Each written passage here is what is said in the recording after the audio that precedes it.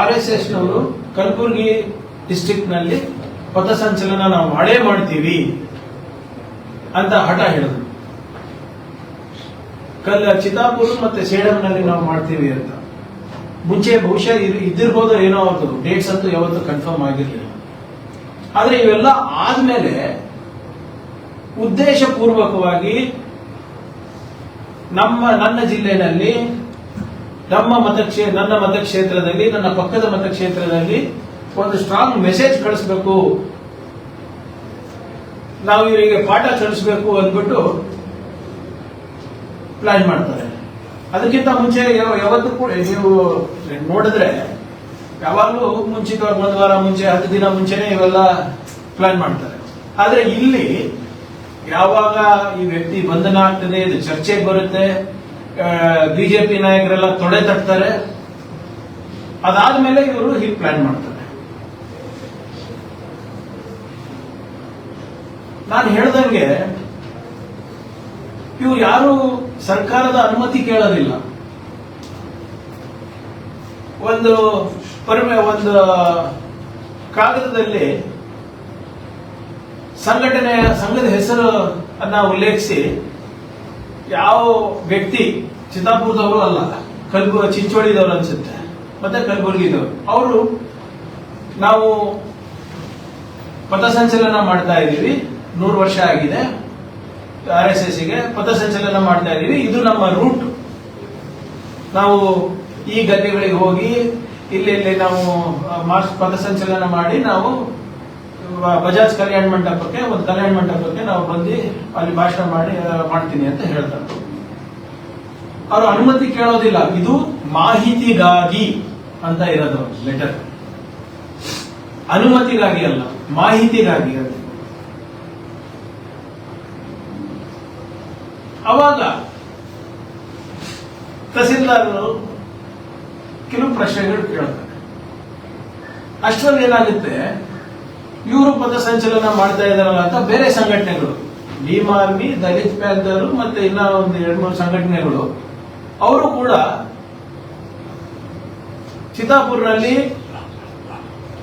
ಪಥಸಂಚಲನ ಮಾಡಲಿಕ್ಕೆ, ಕಲಬುರಗಿನಲ್ಲಿ ಜಿಲ್ಲಾದ್ಯಂತ ಪಥಸಂಚಲನ ಮಾಡಲಿಕ್ಕೆ ಅವರು ಕೂಡ ಪರ್ಮಿಷನ್ ಕೇಳ್ತಾರೆ. ಅವರೇನ್ ಹೇಳ್ತಾರೆ, ಈ ಸಂಘಟನೆಯಿಂದ ಪ್ರಿಯಾಂಕ್ ಖರ್ಗೆಗೆ ನಿಂದನೆ ಆಗಿದೆ, ಓಪನ್ ಆಗಿ ಆ ವ್ಯಕ್ತಿಯ ಯಾರು ಬೆದರಿಕೆ ಹಾಕಿರ್ತಾರೆ, ನಾನು ಈ ಸಂಘಟನೆಯದವನು, ಇದನ್ನ ನಾನು ಮೈಗೂಡಿಸ್ಕೊಂಡಿದ್ದೀನಿ, ಈ ತತ್ವವನ್ನ, ಸಿದ್ಧಾಂತವನ್ನ, ನೀನು ಯಾರು ಇದಕ್ಕೆ ಪ್ರಶ್ನೆ ಮಾಡಕ್ಕೆ ಅಂತ ಏನು ಬೆದರಿಕೆ ಹಾಕ್ತಾರಲ್ಲ, ಈ ಸಂಘಟನೆಯಿಂದ ಆಗಿದೆ. ಈ ಸಂಘಟನೆಯದವರು ನಮ್ಮಲ್ಲಿ ಸಾಕಷ್ಟು ಬೇಸರ ಇದೆ, ಆಕ್ರೋಶ ಇದೆ, ಇದನ್ನ ನೀವು ಅಲವ್ ಮಾಡಬೇಡಿ, ಅಥವಾ ಅವರಿಗೆ ಅಲವ್ ಮಾಡಿದ್ರೆ ನಮಗೂ ಅಲವ್ ಮಾಡಿ. ಆದ್ರೆ ಏನಾದ್ರೂ ಹೆಚ್ಚ ಕಮ್ಮಿ ಆದ್ರೆ ಯಾರು ಜವಾಬ್ದಾರಿ ಅಂತ ಅವರು ಕೂಡ ಒಂದು ಪತ್ರ ಬರೀತಾರೆ ನಮ್ಮ ಗೃಹ ಇಲಾಖೆ. ಈಗ ನಮ್ಮ ಇದೇ ಸಂಘಟನೆಯಿಂದ ನಾನು ಬಯಸ್ಕೊಂಡಿ, ನಮ್ಮ ಕುಟುಂಬದ ಮೇಲೆ ಇವರು ಏನೇನೋ ಇಲ್ಲದ ಸಲ್ಲದೆಲ್ಲ ಮಾತನಾಡಿ ಚಿತ್ತಾಪುರ್ನಲ್ಲೇ ಪಥಸಂಚಲನ ಮಾಡ್ತಾರೆ ಅಂದ್ರೆ ನಮ್ ಜನ ಏನ್ ಮಾಡ್ಬೇಕು? ಬಟ್ ನ್ಯಾಚುರಲಿ ಅಲ್ಲ, ಈಗ they will also be hurt ಅಲ್ಲ.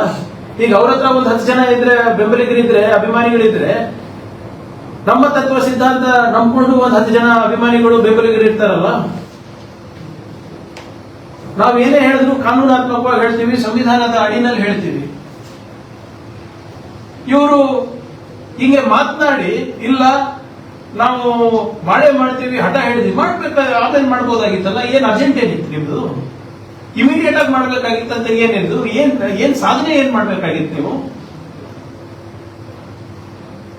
ಯಾವ ಪಾಪ ಅಮಾಯಕರ ಹತ್ರ ದಿನ ನಮ್ಗೆ ಫೋನ್ ಕರೆ ಮಾಡಿ ಬೆದರಿಕೆ ಕೊಡ್ತೀರ. ಅದ್ರ ಪ್ರಕಾರ ನಾವು ಕಾನೂನು ಕ್ರಮ ತಗೊಂಡ್ರೆ ನೀವು ಕಾನೂನನ್ನ ಮೀರಿ ನಾವು ಪಥಸಂಚಲನ ಮಾಡೇ ಮಾಡ್ತೀನಿ ಅಂತ ಬರೋದ ಅವಶ್ಯಕತೆ ಏನಿದೆ? ಇದೇ ಡೇಟಿಗೆ ಬರಬೇಕು ಅಂತ ಏನು ಅವಶ್ಯಕತೆ ಇದೆ? ಯಾವಾಗ ಜನರಲ್ಲಿ ನೀವು ನಿಮ್ಮ ಮಾತಿನಿಂದ ಜನರಿಗೆ ಘಾಸಿಯಾಗಿದೆ, ಜನರಿಗೆ ಮನಸ್ಸಿಗೆ ನೋವಾಗಿದೆ, ಆಕ್ರೋಶದಲ್ಲಿದ್ದಾರೆ, ಅವಾಗೆ ಮಾಡ್ಬೇಕಂತ ಏನಿದೆ? ಸೊ ಇವ್ರು ಮಾಡ್ತೀನಿ ಅಂದಾಗ ಹಲವಾರು ಸಂಘಟನೆಗಳು ಕೂಡ ಮಾಡ್ತೀನಿ ಅಂತ ಹೇಳೋದು. ಅದ್ರ ಜೊತೆಗೆ ಬಿಜೆಪಿ ಚಿತ್ತಾಪುರಿನ ಅಭ್ಯರ್ಥಿ, ಹಿಂದಿನ ಅಭ್ಯರ್ಥಿ, ಅವರು ಕೂಡ ಬಂದು ಪ್ರೆಸ್ ಮೀಟ್ ಮಾಡಿಬಿಟ್ಟು ನಿನಗೆ ಬರೇ ಫೋನ್ನಲ್ಲಿ ಬೆದರಿಕೆ ಬರ್ತಾ ಇದೆ, RSS ನವರು ಕಟ್ಟರ್ಪಂಥಿಗಳು, ದೇಶಭಕ್ತರು, ನಾಳೆ ನಿಮ್ಮ ಮನೆಗೆ ಬಂದ್ರು ಬರ್ತಾರಪ್ಪ, ಹುಷಾರಾಗಿರುವಂತಾನೆ. ಇದಾದ್ಮೇಲೆ ನೀವು ಪಥಸಂಚಲನ ಮಾಡ್ಬೇಕಾ? ಇದಾದ್ಮೇಲೆ ನಿಮ್ಗೆ ಪಥಸಂಚಲನಕ್ಕೆ ಅವಕಾಶ ಕೊಡ್ಬೇಕಾ ಜನರು? ನೀವು ಖಾಸಗಿಯಾಗಿ ಮಾಡ್ತಾ ಇದ್ರೆ ಏನ್ ತೊಂದರೆ ಇಲ್ಲ. ನಿಮ್ದು ಯಾವ್ದೋ ಒಂದು ಶಾಲೆ ಇದೆ, ನಿಮ್ದು ಯಾವ್ದೋ ಒಂದು ನಾಯಕರದು ಹೊಲ ಇದ್ರೆ ಮಾಡ್ಕೊಳ್ಳಿ, ಅದಕ್ಕೆ ನಮ್ಗೆ ನಿಯಂತ್ರಣ ಇಲ್ಲ. You abuse a public representative, you abuse an MLA of that place, and you want to do the march in the same constituency. ಏನು ಉದ್ದೇಶ ನಿಮ್ದು?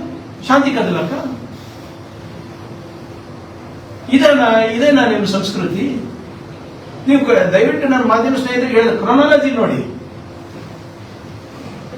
ಯಾಕೆ ಇವರು ಅವತ್ತೇ ಮಾಡಬೇಕಾಗಿತ್ತು? ಅವ್ರಿಗೆ ಗೊತ್ತಿಲ್ವಾ? ಜನರಲ್ಲಿ ಈಗ ನಾವು MLA ಆಗ್ಬೇಕಂದ್ರೆ ಒಂದು 50-60 ಸಾವಿರ ಓಟ್ ಹಾಕಿಸ್ಕೊಂಡಿರ್ತೀನಲ್ಲ ಸರ್. ಆ 50-60 ಸಾವಿರ ಜನರಲ್ಲಿ ಒಂದು 5-10 ಜನನ ನಮ್ಮ ಕೆಲಸ ಮೆಚ್ಚಿ, ನಮ್ಮ ಸ್ವಭಾವಗಳನ್ನ ಮೆಚ್ಚಿ, ಏನೋ ಒಂದು ನಮ್ಮ ಪರವಾಗಿ ಇರ್ತಾರಲ್ಲ. ಈಗ ನೀವು 500 ಜನ ಬಂದ್ರೆ ಅಲ್ಲಿ 5,000 ಜನ ಯಾಕೆ ಕಂಟ್ರೋಲ್ ಮಾಡ್ತಾರೆ? ಈಗ ನಾವೇನು ಪ್ರಚೋದನೆ ಕೊಟ್ಟಿದೀವ ಯಾರಿಗನ್ನ? ಅಥವಾ ನಾವೇನು ಮನವಿ ಮಾಡಿದೀವ ಸಂಘಟನೆಗಳಿಗೆ, ಇಲ್ಲ ನೀವು ಮಾಡ್ರಿ ಅಂತ? ಈಗ ನಿಮ್ಮ MLA ಅಭ್ಯರ್ಥಿ ಬೈತಾರೆ, ನಿಮ್ಮ ಸಂಘಟನೆದವರು ಬೈತಾರೆ, ಮತ್ತೆ ನೀವು ಅಲ್ಲೇ ಪಥಸಂಚಲನ ಮಾಡಬೇಕು ಅಂತ ಇದ್ರಲ್ಲ, ಯಾಕೆ? ಆಮೇಲೆ ಬಹಳ ಸ್ಪಷ್ಟವಾಗಿ ಅವರು ನಾನು ಹೇಳ್ದಂಗೆ ಪರ್ಮಿಷನ್ ಕೇಳ್ತಾ ಇಲ್ಲ ಸರ್ಕಾರದಿಂದ, ಅನುಮತಿ ಕೇಳ್ತಾ ಇದ್ದಾರೆ, ಮಾಹಿತಿ ಕೊಡ್ತಾ ಇದ್ದಾರೆ. ಯಾಕೆ? ಏನ್ they're above constitution, they're above the law of the land. ಈಗ ಅದಕ್ಕೆ ಅಲ್ಲಿನ ಸ್ಥಳೀಯ ಅಧಿಕಾರಿಗಳು ಒಂದು 11 ಪ್ರಶ್ನೆಗಳನ್ನ ಕೇಳ್ತಾರೆ. ಯಾಕಂದ್ರೆ ಪರಿಸ್ಥಿತಿ ಅಲ್ಲಿ ಗಂಭೀರವಾಗಿದೆ, ವಾತಾವರಣ ಸರಿ ಇಲ್ಲ ಇವ್ರ ಕಡೆಯಿಂದ. ಅದಕ್ಕೆ ಕೇಳ್ತಾರೆ, ಸದರಿ ಪಥಸಂಚಲನದಲ್ಲಿ ಎಷ್ಟು ಜನ ಭಾಗವಹಿಸುತ್ತ ಮಾಹಿತಿ ನೀವು ನೀಡಿರೋದಿಲ್ಲ ಅಂತ ಹೇಳಿ ಹೇಳ್ಬೇಕಲ್ಲ. 1000 ಜನ ಬರ್ತಾರ, 2,000 ಜನ ಬರ್ತಾರ, 10,000 ಜನ ಬರ್ತಾರ? ಮತ್ತೆ ಎರಡನೇದು ಸದರಿ ಇದು ಯಾಕೆ ರಿಜೆಕ್ಟ್ ಮಾಡಿದೀವಿ ಅಂತ ಅಂಶಗಳು ಕೊಡ್ತಾರೆ. ಸದರಿ ಪಥಸಂಚಲನದಲ್ಲಿ ಚಿತ್ತಾಪುರ ತಾಲೂಕು ಹೊರತುಪಡಿಸಿ ಬೇರೆ ತಾಲೂಕು ಅಥವಾ ಬೇರೆ ಜಿಲ್ಲೆಯ ಎಷ್ಟು ಜನರು ಭಾಗವಹಿಸುತ್ತಾರೆ ಎಂದು ಮಾಹಿತಿ ನೀಡಿರುವುದಿಲ್ಲ. ಯಾಕಂದ್ರೆ ಪರ್ಮಿಷನ್ ಕೇಳಿದ್ದು ಲೋಕಲ್ ಯಾರು ಕೇಳಿಲ್ಲ. ಕಲಬುರಗಿಯಿಂದ ಕೇಳಿದ್ದಾರೆ, ಇನ್ನೊಬ್ಬ ವ್ಯಕ್ತಿ ಚಿಂಚೋಳಿದವರು ಕೇಳಿದ್ದಾರೆ. ಬಜಾಜ್ ಕಲ್ಯಾಣ ಮಂಟಪದ ಆವರಣದ ಮಾಲೀಕರ ಅನುಮತಿ ಪತ್ರ ಸಲ್ಲಿಸಿರುವುದಿಲ್ಲ. ಶಾಂತಿ ಮತ್ತು ಕಾನೂನು ಸುವ್ಯವಸ್ಥೆಗೆ ಧಕ್ಕೆ ಉಂಟಾಗದಂತೆ ಮುಂಜಾಗ್ರತಾ ಕ್ರಮ ವಹಿಸಲು ಒಪ್ಪಿಗೆ ಪತ್ರ ಸಲ್ಲಿಸಿರುವುದಿಲ್ಲ. ಯಾಕೆ? ಕೊಡ್ಬೋದಲ್ಲ, ಇದೇನಾದ್ರೂ ಹೆಚ್ಚ ಕಮ್ಮಿ ಅಂದ್ರೆ ನಾವು ಜವಾಬ್ದಾರಿ ಅಂತ. ಲಾಠಿ ಅಥವಾ ಆಯುಧಗಳ ಕುರಿತು ಮಾಹಿತಿ ನೀಡಿರುವುದಿಲ್ಲ. ತಮ್ಮ ಸಂಘದ ನೋಂದಣಿ ಪ್ರಮಾಣ ಪತ್ರದ ದೃಢೀಕರಣ ಪ್ರತಿ ಸಲ್ಲಿಸುವುದಿಲ್ಲ. ಹೀಗೆ ಹಲವಾರಿದೆ. ಸದರಿ ಪಥಸಂಚಲನ ಕಾರ್ಯಕ್ರಮದ ಕುರಿತು ತುರ್ತು ಸಂವಹನ ಕೈಗೊಳ್ಳಲು ಜವಾಬ್ದಾರಿಯುತ 10 ಜನ ಸ್ಥಳೀಯ ಮುಖಂಡರ ಮಾಹಿತಿ ಸಲ್ಲಿಸಿರುವುದಿಲ್ಲ. ಸದರಿ ಪಥಸಂಚಲನ ಕಾರ್ಯಕ್ರಮದ ಮೂಲ ಉದ್ದೇಶಗಳ ಬಗ್ಗೆ ಮಾಹಿತಿ ಸಲ್ಲಿಸಿರುವುದಿಲ್ಲ.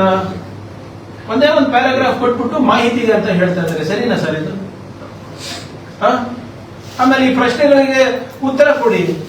ಈಗ ಅದಾದ್ಮೇಲೆ ನಿನ್ನೆ ರಾತ್ರಿ ಏನೋ ಕೊಟ್ಟಿದ್ದಾರೆ ಅಂತ ಹೇಳ್ತಾ ಇದ್ದಾರಪ್ಪ. ಏನಂತ ಕೊಟ್ಟಿದ್ದಾರೆ ಅಂದ್ರೆ, ಈ 11 ಅಂಶದಲ್ಲಿ ಎಲ್ಲಾನು ಉತ್ತರ ಕೊಟ್ಟಿಲ್ಲ ಅವರು. ಒಂದು ಬಹಳ ಇಂಟ್ರೆಸ್ಟಿಂಗ್ ಏನ್ ಕೊಟ್ಟಿದ್ದಾರೆ ಅಂದ್ರೆ, ಅವರ ಸಂಘ ಯಾವುದೇ ರೀತಿಯಾಗಿ ರಿಜಿಸ್ಟರ್ ಆಗಿಲ್ಲ ಅಂತೆ.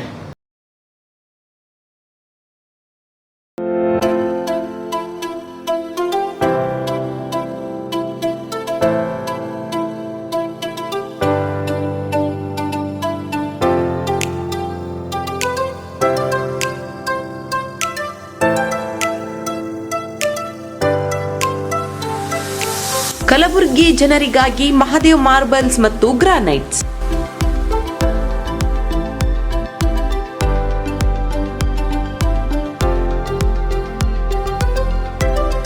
ಉತ್ತಮ ಗುಣಮಟ್ಟದಿಂದ ಕೂಡಿರುವ ಮಾರ್ಬಲ್ಸ್ ಮತ್ತು ಟೈಲ್ಸ್.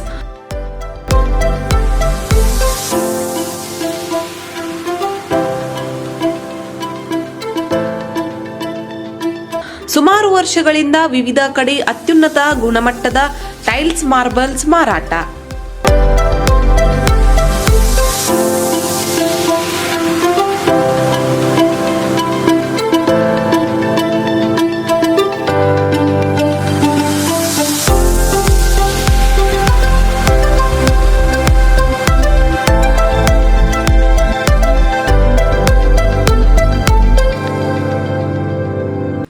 ಸೋಮನಿ ರಾಕ್ ಸಿರಾಮಿಕ್ಸ್ ಒಯಾಸಿಸ್ ಕಂಪನಿಗಳ ಟೈಲ್ಸ್ ಮಾರಾಟ. ಇಲ್ಲಿ ಹೊಸ ಮನೆಗಳ ಕಟ್ಟಡಕ್ಕೆ ಬೇಕಾಗಿರುವ ಎಲ್ಲಾ ರೀತಿಯ ಮಾರ್ಬಲ್ಸ್ ಮತ್ತು ಗ್ರಾನೈಟ್ಸ್ಗಳು ಸಿಗುತ್ತವೆ, ಅದು ಗ್ರಾಹಕರಿಗೆ ಕೈಗೆಟಕುವ ಬೆಲೆಯಲ್ಲಿ.